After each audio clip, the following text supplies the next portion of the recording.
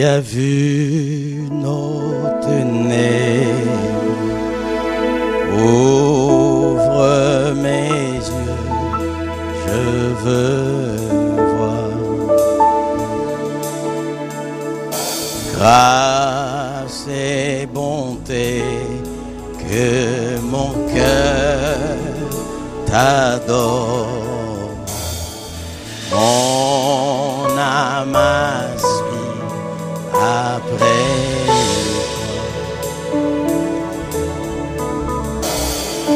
Oui, je te célèbre et je me prosterne. Je veux proclamer ta majesté. En toi tout n'est que grâce, tout est admirable.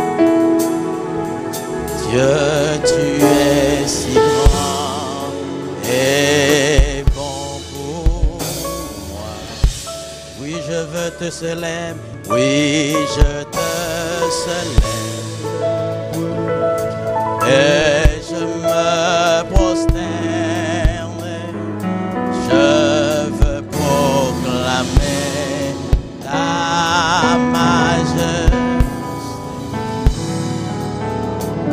En toi tout n'est que grâce, tout est admirable.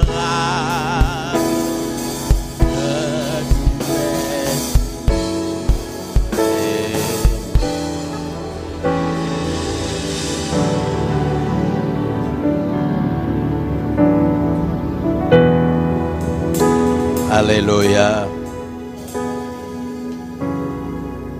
La paix de Jésus soit avec vous. La paix de Jésus soit avec vous. Nous sommes heureux par la grâce qui nous a été faite. Nous saluons déjà la présence du Saint-Esprit au milieu de nous. Et je veux remercier par le Saint-Esprit les révérends, en d'autres termes, les révérends pasteur Pierre, pasteur Petit Homme et aussi pasteur Auguste Jean Christmont, et ainsi tous les comités, tous ceux qui ont accepté que je puisse être là cet après-midi pour parler au nom de Jésus-Christ. Je tiens à remercier le groupe qui me fait l'honneur d'être avec moi, bien que fatigués depuis ce matin. Ils sont là maintenant, ce matin, maintenant encore ce soir. Je mesure le sacrifice pour ce jour précieux. Et je vous embrasse très fort, le groupe Renaissance, dans l'amour de Jésus-Christ. Merci encore, pasteur Pierre. Merci, Diacre Dorestan, que nous connaissons sur le réseau El Shaddai, qui nous partageons la parole ensemble. Et grâce à ce réseau, j'ai pu connaître une partie de vous. Et le groupe d'hommes qui avait chanté, je me souviens par quelle date exactement, mais ils étaient là à chanter pour la gloire de Dieu. Alors, je salue le groupe d'hommes. Alors, permettez-moi de vous dire, je parle mieux créole que le français.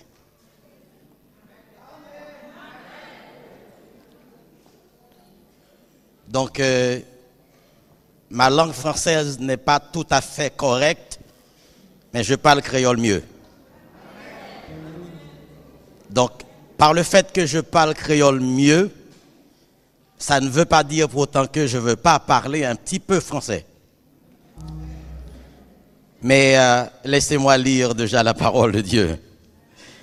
Le texte qui m'a été confié, c'est le livre Néhémie, chapitre 5.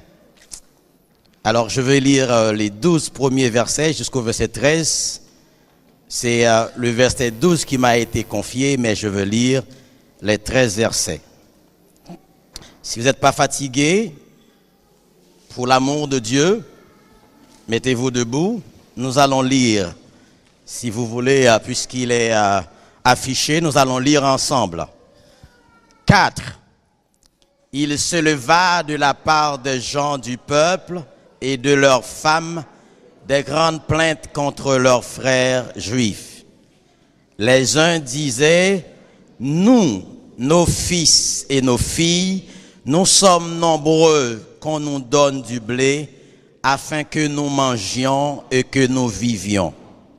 D'autres disaient, nous engageons nos champs, nos vignes et nos maisons pour avoir du blé pendant la famine. D'autres disaient, nous avons emprunté de l'argent sur nos champs et nos vignes pour les tribus du roi.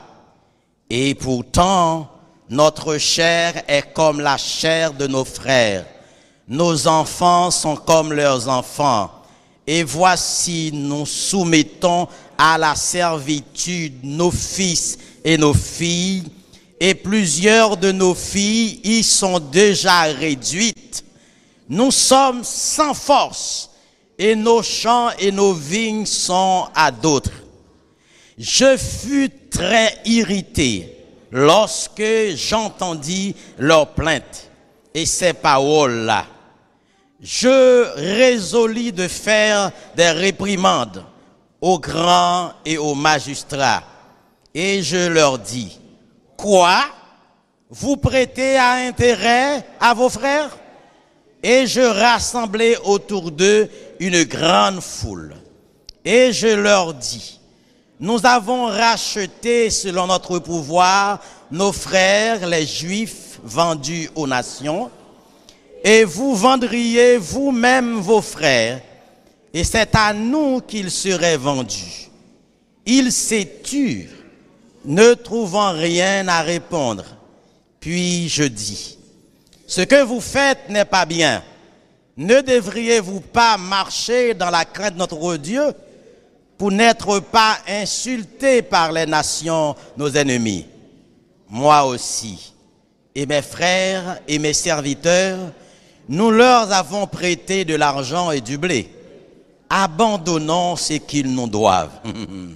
Rende-leur donc aujourd'hui leurs champs, leurs vignes, leurs oliviers et leurs maisons, et le centième de leur argent, du blé, du mou, de l'huile que vous avez exigé d'eux comme intérêt. Le verset 12 pour terminer, ils répondirent, nous le rendrons et nous ne leur demanderons rien. Nous ferons ce que tu dis. Alors j'appelai les sacrificateurs devant lesquels je les fis jurer de tenir parole du Seigneur.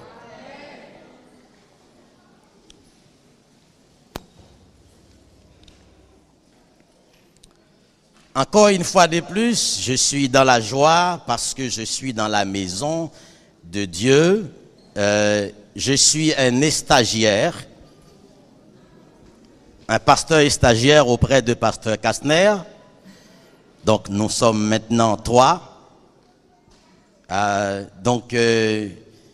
J'essaye de me mettre dans la peau, mais ce n'est pas encore le moment. Mais Dieu fait grâce. Nous travaillons dans l'amour de Jésus-Christ. Et au milieu de vous, j'ai trouvé des personnes que j'avais connues depuis longtemps et peut-être qu'elle n'est pas là aujourd'hui, mais il y en a d'autres.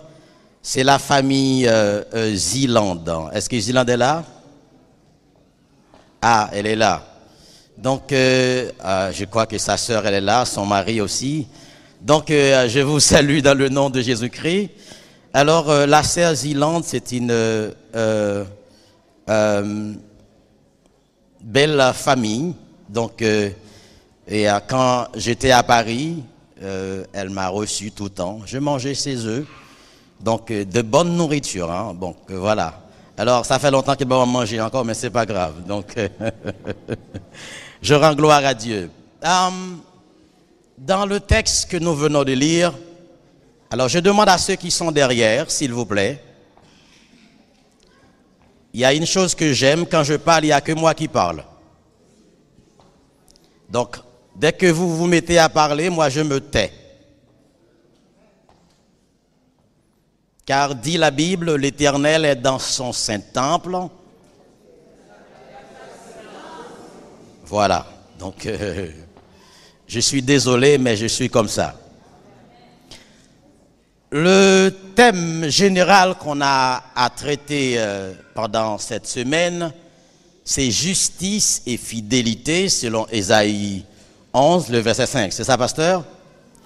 Et le sous-thème moi-même que j'ai aujourd'hui, c'est selon Néhémie 5, verset 12, Jacques chapitre 5, verset 12, et enfin Éphésiens 4, verset 25, si je ne me trompe pas, c'est la loyauté. Et notre bien-aimée vient de parler de la loyauté. Qu'est-ce que j'aurais à dire de plus? Elle a presque tout dit. Mais nous allons essayer. Avant d'entrer directement dans le texte, permettez-moi de faire un panorama du livre de 4 chapitres précédents du livre de Néhémie. Quand je dis panorama, alors pour nos mamans qui ne savent pas, nous fait un retour en arrière, nous avons gardé ensemble les 4 premiers chapitres. Donc, c'est pour faire comprendre ça nous dire. Alors, Néhémie, qui veut dire Jéhovah console. Vous savez que les Juifs, ils donnent le nom selon l'identité de la personne. Tu portes une identité. Donc la personne joue son identité jusqu'à la fin de leur vie.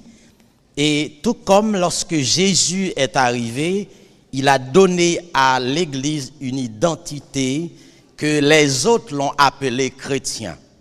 Ça qui veut dire que être chrétien, c'est avoir la capacité de suivre Christ, de marcher avec Christ, de vivre pour Christ, de mourir pour Christ, d'être maspiné pour Christ. Vous savez, il y en a qui n'aiment pas quand on les maltraite, hein, pourtant ils sont en Christ. Je ne sais pas si vous êtes en crise ou en Christ, mais je pense que celles et ceux qui sont en Christ, ils acceptent d'être maspinés par les autres. Dans le chapitre 1er, nous voyons Néhémie qui était à Suse, dans la maison du roi Artaxerxès, le roi de Perse.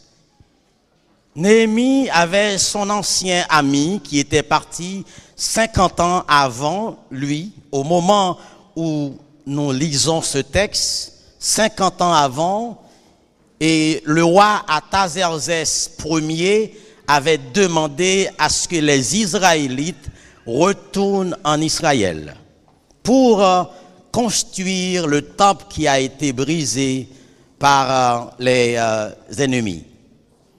Et parmi eux, on a vu Esdras, Zorobabel, il y en a beaucoup qui sont partis en Israël pour reconstruire le temple. Et arrivés là-bas, ils ont rencontré tant de difficultés pour pouvoir reconstruire le temple. Et parmi les difficultés, dans le chapitre 1er, nous voyons que et par le fait qu'il y avait un bon nombre de temps qui était passé, et pendant ce laps de temps, il y avait un cortège qui sort de Jérusalem pour retourner à Perse pour aller voir Néhémie. Néhémie était un officier, comment on pourrait dire, il était, comment on dit ça? Comment? Est-ce que Premier ministre? Non. Alors, on va dire, il y avait 2 hommes dans la prison avec Joseph. L'un était... Merci. Alors, merci beaucoup. Alors, Néhémie était l'échanson du roi. J'aime bien le thème qui parle de la loyauté.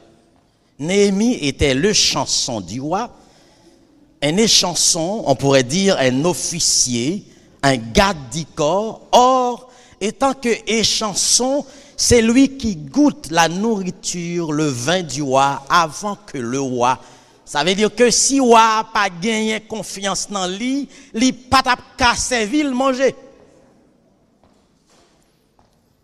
Mais Néhémie était loyal envers son roi, envers son travail. Non seulement les rois étaient païens, mais Néhémie était un Israélite. Il louait Dieu, il chantait Dieu, mais malgré païen, il servait un homme païen.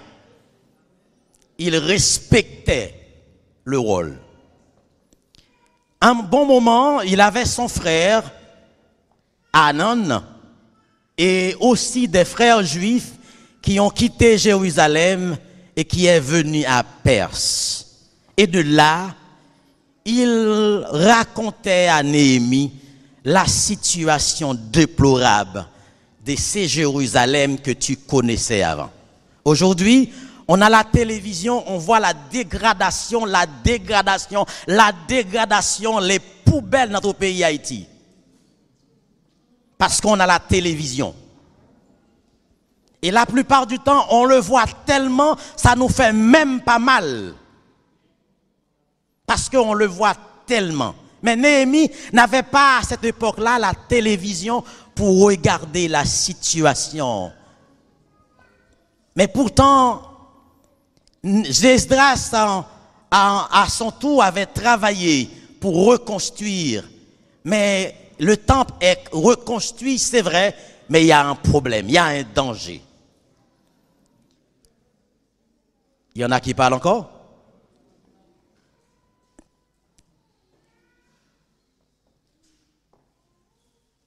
J'ai l'impression que tant que je parle, tant que les autres y parlent aussi. Si vous ne voulez pas écouter, ce n'est pas grave. Mais que Dieu te bénisse. Néhémie, son frère est venu. Les Juifs sont venus pour dire à Néhémie, tu es tranquille là-bas. Tu te sers le roi. Mais pourtant, le temple a été vraiment construit. Mais il y a un problème, Néhémie. Il y a un problème, Néhémie. Quel est le problème?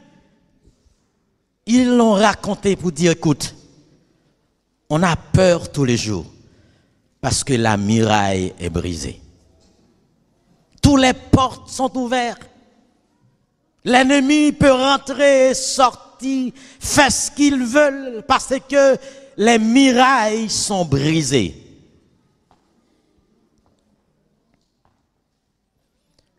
Essayez de construire la muraille qu'il y a autour de toi. La muraille de ta famille, de ton mari, la muraille de ta femme. Essaye de la construire parce que l'ennemi, dès qu'il y a une brèche, l'ennemi rentre. Il va détruire tout. Mais le problème d'aujourd'hui, les chrétiens ne sont pas véatifs. Et c'est l'une des raisons qui fait que yo bail tout pasteur yo poté non. Parce que c'est comme si ces pasteurs yo qui vivent la caillou. Mais pourtant, tu dois être véatif dans ta famille. Et ce matin, j'ai entendu pasteur Chalorin qui disait, il y a une dame, elle dirigeait le service. Et au moment pour donner au messager, elle n'a pas mis le silence. Elle commençait à dire des bêtises à son mari. Tout le monde l'écoute. Tu t'imagines les nombres d'hypocrisie qu'on a parmi nous? Elle aime pas son mari. Elle vexe son mari pendant qu'elle est terminée de diriger un service. Et il y a tant parmi nous aujourd'hui. Et c'est l'une des raisons que Satan, il fait ce qu'il veut. Il rentre, il sort, parce que personne ne s'occupe de son ministère. Néhémie était triste. Et la Bible dit, Néhémie se mettait dans le jeûne. Yes. Le caractère d'un leader. Être dans le jeûne. Le caractère d'un leader. Être dans le jeûne. Pas seulement écouter les bobas, on vient me dire, mais je suis dans le jeûne, j'écoute Dieu au lieu d'écouter les hommes. Parce que celles et ceux qui se montrent ton ami, ils vont toujours être à côté de toi, mais pas le mal de l'autre. Il faut être véatif. Lorsque Néhémie a appris la situation de son pays, puisque Jérusalem est entourée d'un muraille, et cette muraille, elle est brisée. Toutes les portes de la ville sont brisées. Est-ce que les portes de ta vie, combien de portes qui sont ouvertes? Combien de portes qui sont ouvertes?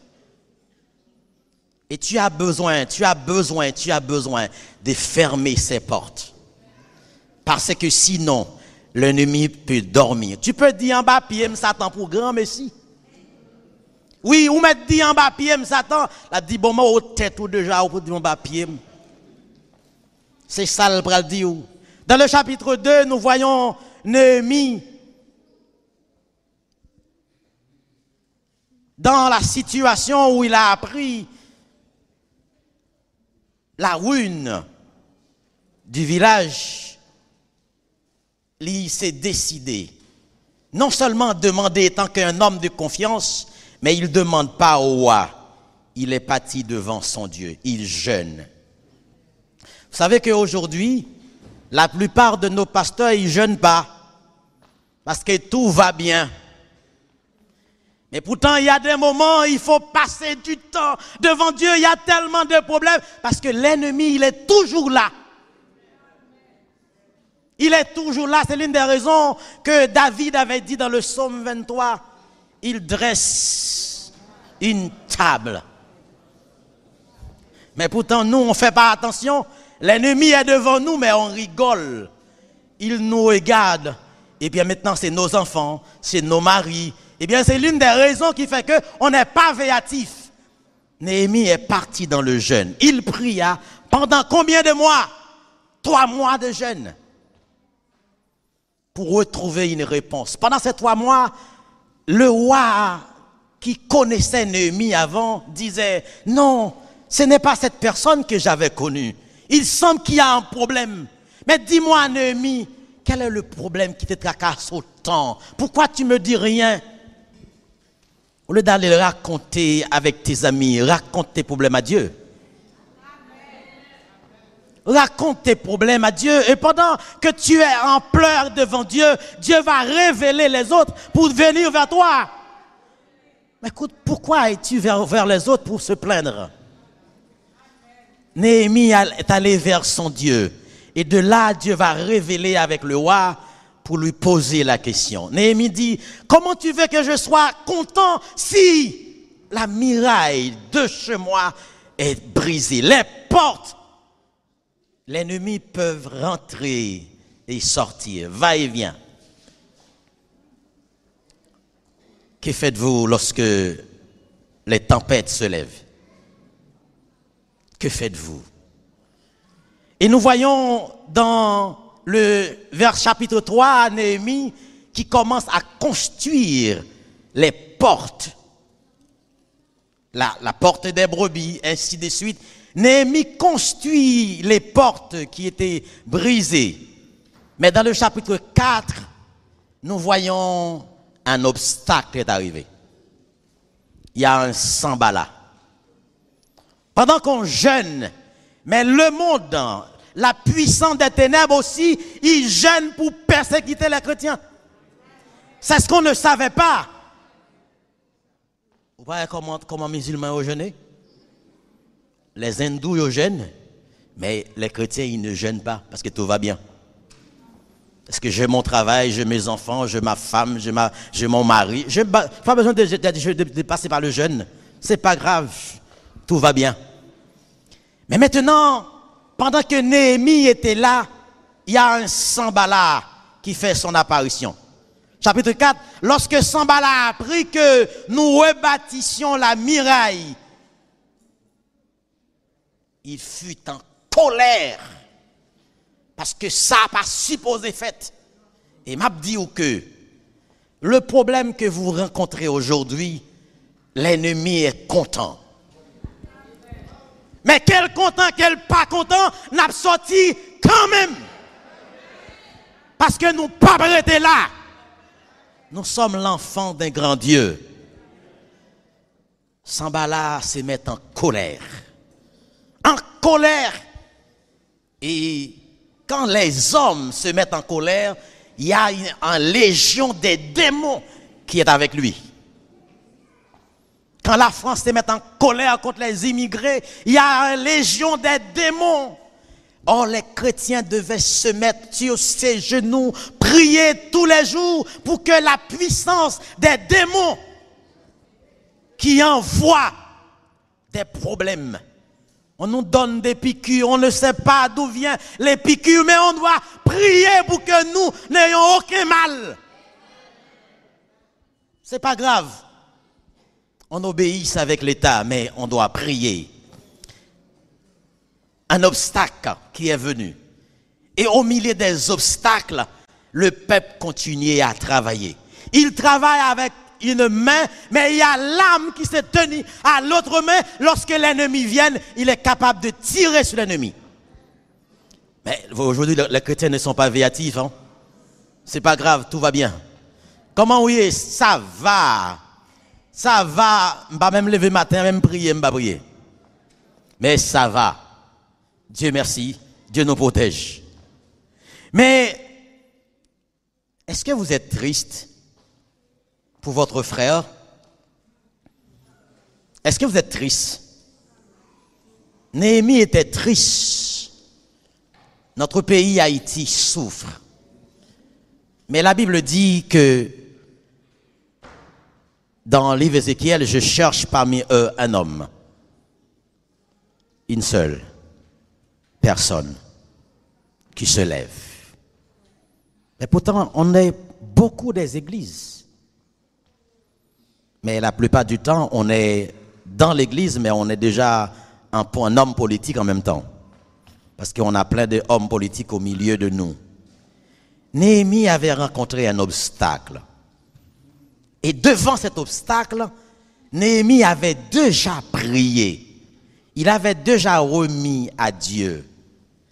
Mais le problème, c'est que il y a des obstacles à l'intérieur, il y a des obstacles à l'extérieur. Pendant que l'ennemi à l'extérieur bousculait Israël, mais les prêtres manipulent le peuple. Et c'est dur quand vous êtes à l'église et pourtant tes problèmes, personne ne voyait tes problèmes. Bien que toi aussi tu ne fais pas signe avec tes responsabilités, mais tu souffres. Et la plupart du temps, c'est nous qui faisons souffrir les autres. Et lorsque Néhémie est arrivé au sommet des choses, mais il a rencontré un autre obstacle. L'obstacle de Sanballat est terminé, mais l'obstacle des Juifs, des prêtres, est encore pire dans le chapitre 5. Le peuple se plaignait de leur situation. Malgré yo ennemi, mais ce coulier là, mais yo grand goût, yo pas qu'à manger. Mais pourtant, ou même petit toi courir des grosses voitures, tu es dans une belle maison, mais l'autre qui n'a pas une chambre pour habiter. Tu peux pas le dire, regardez, viens la caille moi, ma beau côté pour être, jusqu'à ce que bon Dieu lève ou. Jusqu'à ce que bon Dieu lève ou. Jusqu'au moment où Dieu va te dire, stop, je suis là pour toi, car c'est tout ce que je peux faire pour toi. Je n'ai pas ni argent, ni l'or, mais j'ai une chambre. Viens habiter avec moi. Viens habiter. Tu ne paies rien. Si tu travailles, d'accord. Si tu ne travailles pas, ce n'est pas un problème. Mets-toi à l'aise. Mais la plupart du temps, celui que tu dis ça, commence à te faire encore souffrir, encore plus. Mais n'oublie pas de dire, Seigneur, j'avais pris cette personne pour l'élever. Mais aujourd'hui, c'est lui l'ennemi. Ce n'est pas un problème. Fais-toi la justice, pas moi. c'est à toi de se lever. Et le peuple souffrait par rapport aux Juifs, aux prêtres, aux magistrats. Le peuple était des esclaves. Esclaves au milieu d'eux. Parce que tout ce qu'ils faisaient était devenu un ennemi pour eux. Les plaignards, les uns disaient, nous, nos filles, nos fils, nos filles, nous sommes nombreux. Nombreux dans ce pays. Mais pourtant, quand on nous donne du blé, on a faim. Pourtant, il y a du blé, mais au lieu de nous donner, on nous demande d'estroquer. Tu as un champ, donne-moi ton champ, je vais te donner du blé. Je ne sais pas si vous imaginez la souffrance de ce peuple. Je ne sais pas si vous imaginez. Mais il y a une leçon qui est faite aujourd'hui parce que 50 ans après, Néhémie est arrivé. Pourtant, Esdras était là avant. Esdras fatiguait. Esdras ne savait pas quoi faire. Néhémie est arrivé en pleine forme. Un homme de prière, un leader charismatique. Il est arrivé, il commence à développer la situation. Et Esdras était là sans rien dire.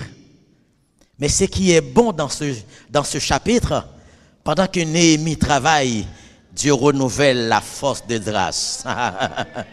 Pendant que Néhémie travaille, parce que Esdras ne disait pas, non, ou fait vini, mets corps en côté mon frère, c'est moi qui t'es là avant, c'est moi qui pour faire travail là. Esdras laissait la place à Néhémie. Il laisse Néhémie faire son travail.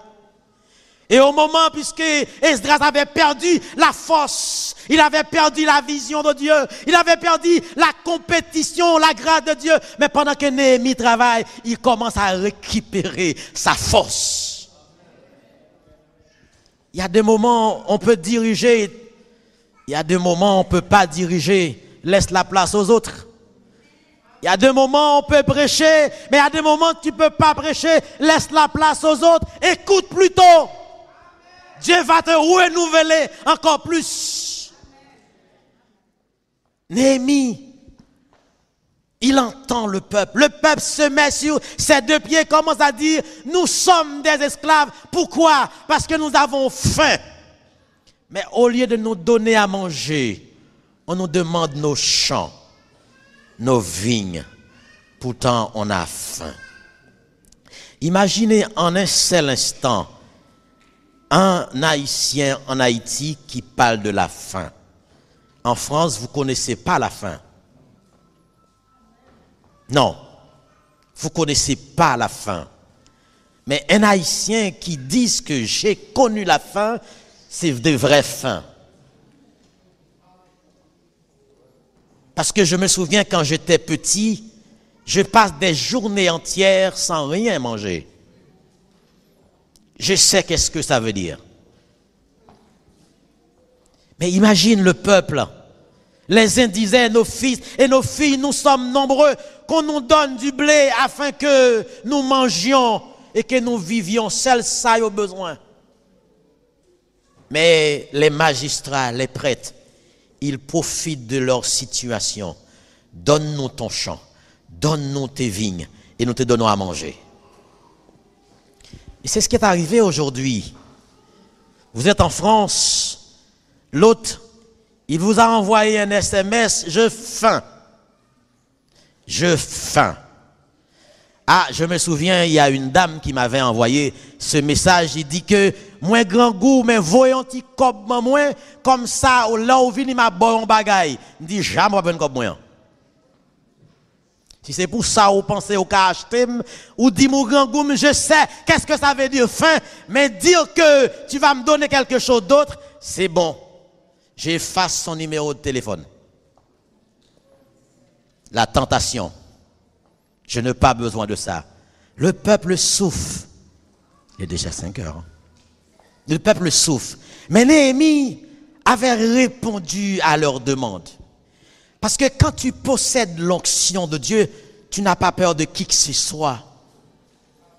Tu es loin. Tu es loin. Que dit Jésus dans Luc 4, verset 18? L'onction est sur moi. Ésaïe 61, l'onction de l'Éternel est sur moi. Il m'a oint pour porter des bonnes nouvelles.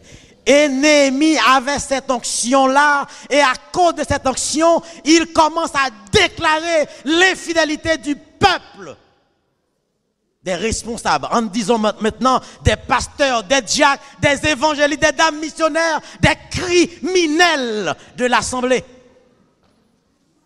Au lieu qu'ils donnent la main au peuple, mais ils les escroquent.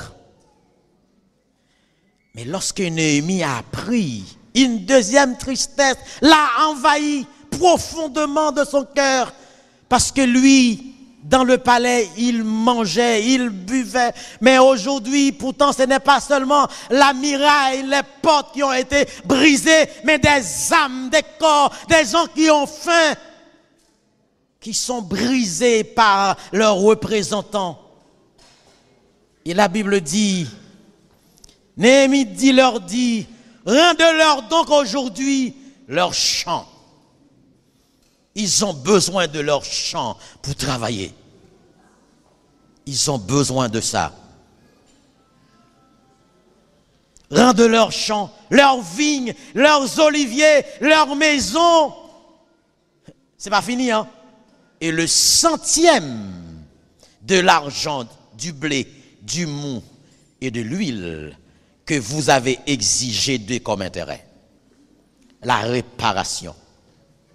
La réparation. Et cette réparation nous demande une repentance totale.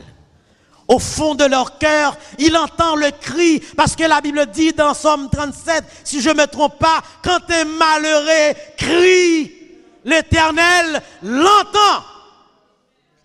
Et le cri du peuple a été entendu, tout comme lorsqu'ils étaient emprisonniers, maltraités en Égypte.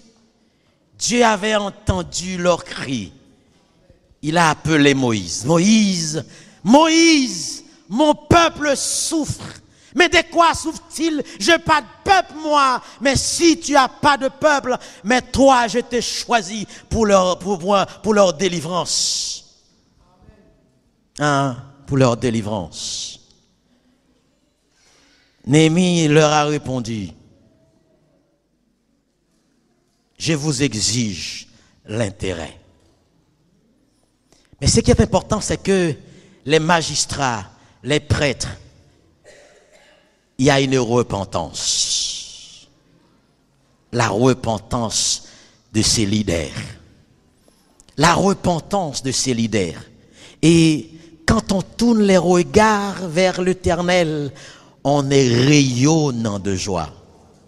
Et vous imaginez, le peuple n'avait pas de rancœur contre eux, mais tout ce que le peuple voulait, c'est avoir leur champ, avoir de l'huile, de manger, de blé.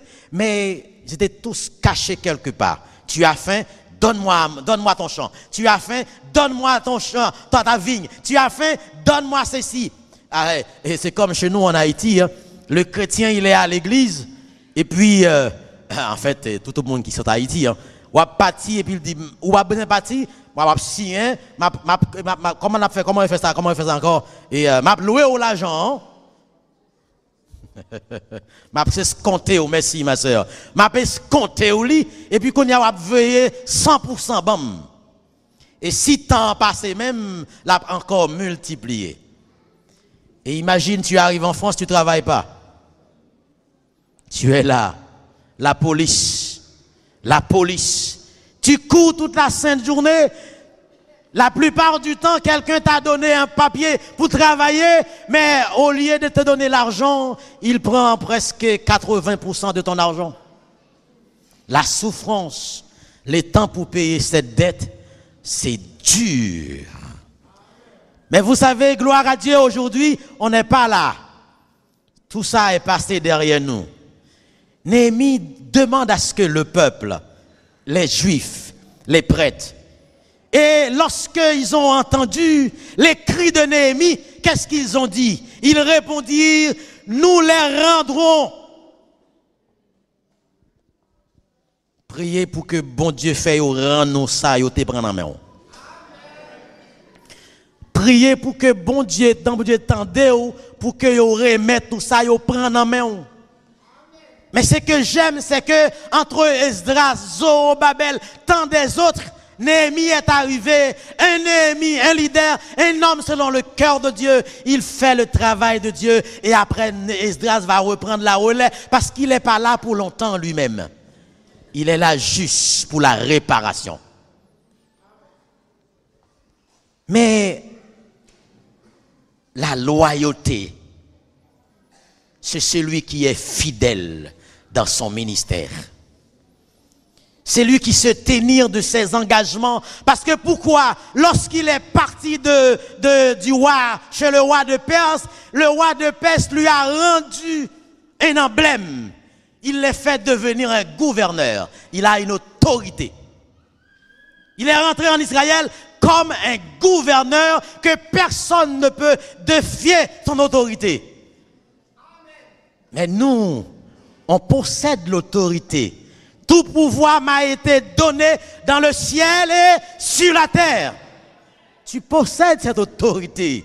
Dieu te l'a donné. Mais quand tu l'avais reçu, c'est au moment que tu avais dit, je me repens, Seigneur. Je me repens de mes péchés. Je vais être fidèle à toi, que ta justice marche, que je mens dans la justice, que je reste dans la sainteté. Oh, à ce moment-là, tu as récupéré ton pouvoir. Ce que tu avais perdu. Ils répondirent, nous ferons, nous leur demanderons rien. Nous ferons ce que tu dis. Le leader a parlé. Le gouverneur a parlé, l'Esprit de Dieu a parlé et tout le monde se dit Amen. Parce que c'est Dieu qui parle. Et Néhémie avait retrouvé la sensation de la joie. Parce que là, il n'était pas en train de s'occuper de l'ennemi à l'extérieur, mais il s'occupe de celle d'à l'intérieur. Je vais vous poser cette question. Est-ce que vous occupez Mario? Est-ce que vous occupez madame? Est-ce que vous occupez Timon? Et est-ce qu'on prend soin ministère? Est-ce qu'on est loyal envers le maître? Je regardais une belle séance qui a été faite et je me suis dit, c'est vrai, au lieu d'attendre le moment où Pasteur Pierre va être dans le cercueil pour lui dire qu'il était bon, on le fait dès maintenant. On lui montre son amour, notre amour. Mais j'espère qu'il n'y a pas d'hypocrite là-dedans.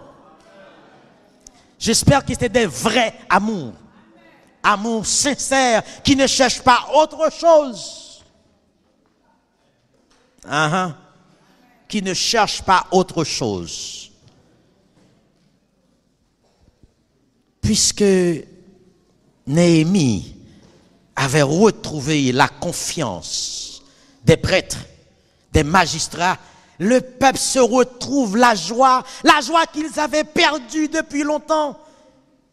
Oh, il y a bien en joie maintenant.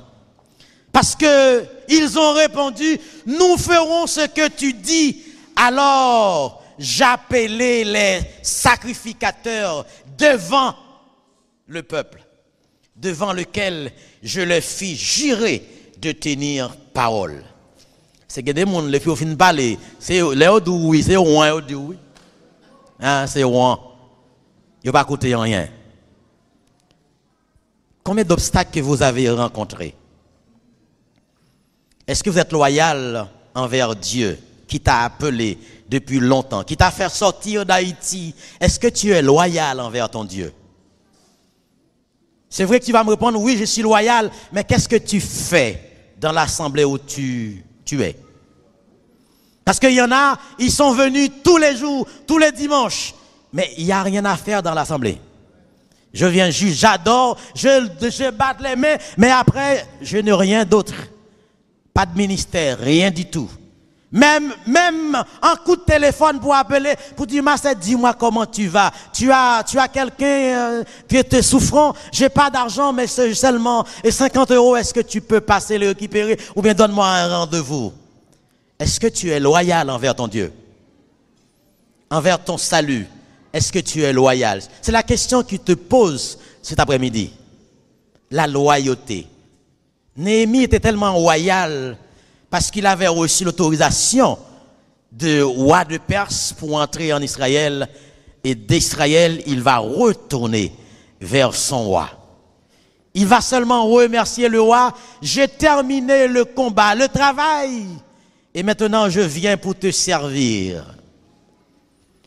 Que fais-tu avec ce que Dieu t'a donné comme ministère? Que fais-tu avec la capacité, l'intellect que tu possèdes, la capacité de parler, que l'autre ne peut pas parler, mais tu le critiques? Que fais-tu? Es-tu loyal envers ton salut? Néhémie était loyal. Il sait que Dieu l'avait accompagné. Et aujourd'hui, il est là. Et dans Éphésiens 4, verset 25, c'est pourquoi, ayant rejeté les mensonges,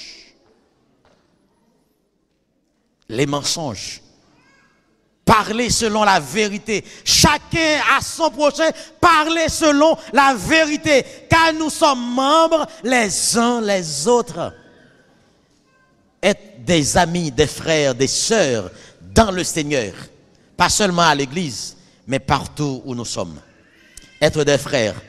Nous avons fort confiance ou qu'à ferme confiance. Nous avons marché main dans la main ensemble avec le Seigneur. Est-ce que vous êtes capable pour faire ça? Est-ce que seulement on est là seulement pendant cette semaine pour dire que c'est la 17e convention de l'Assemblée de la rédemption? Mais Dieu demande une sainteté jour après jour. La repentance. Repens-toi de ce que tu avais fait aux autres.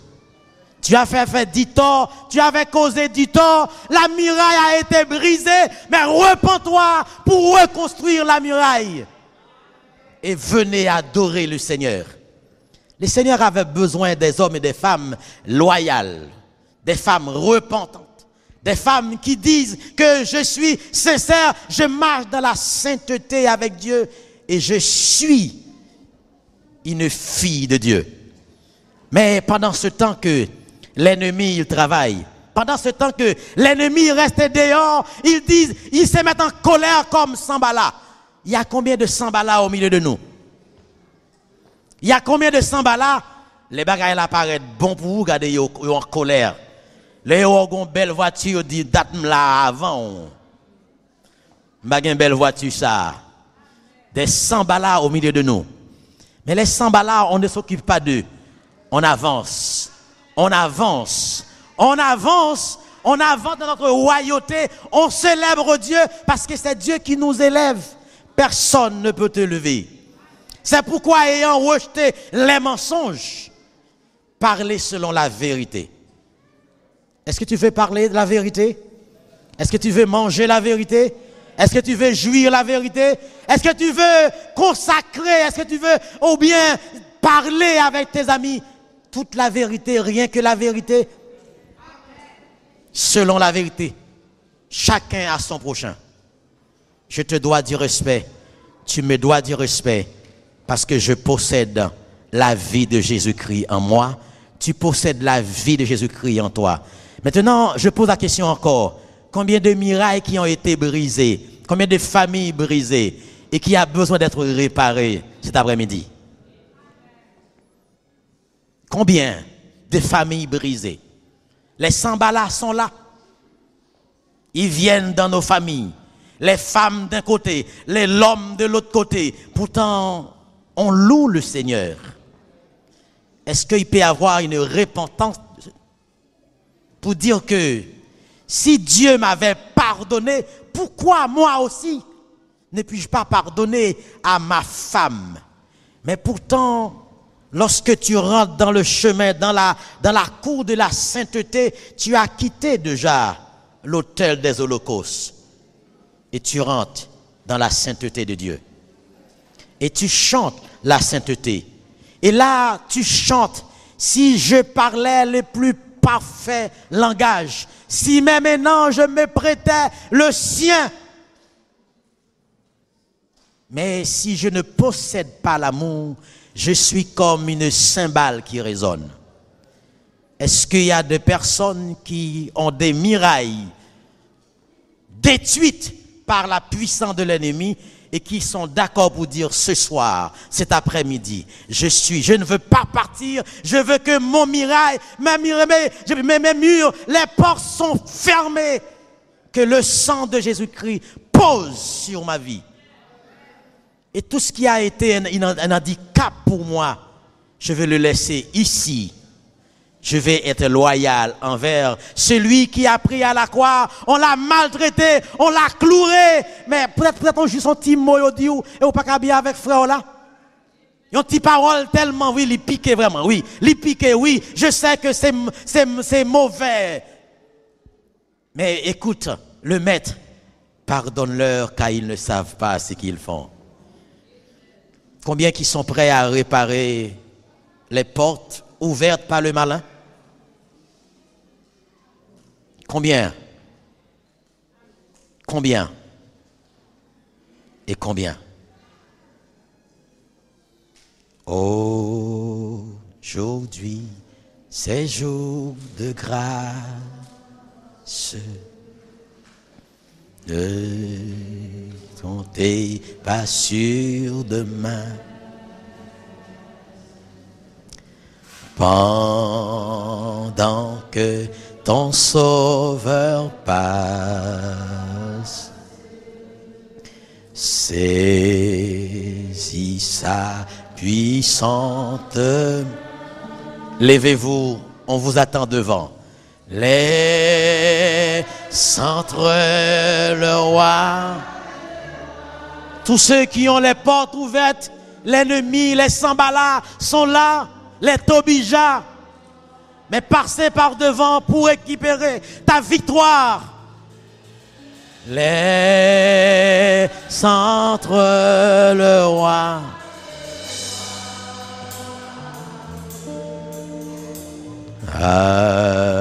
Hâte-toi.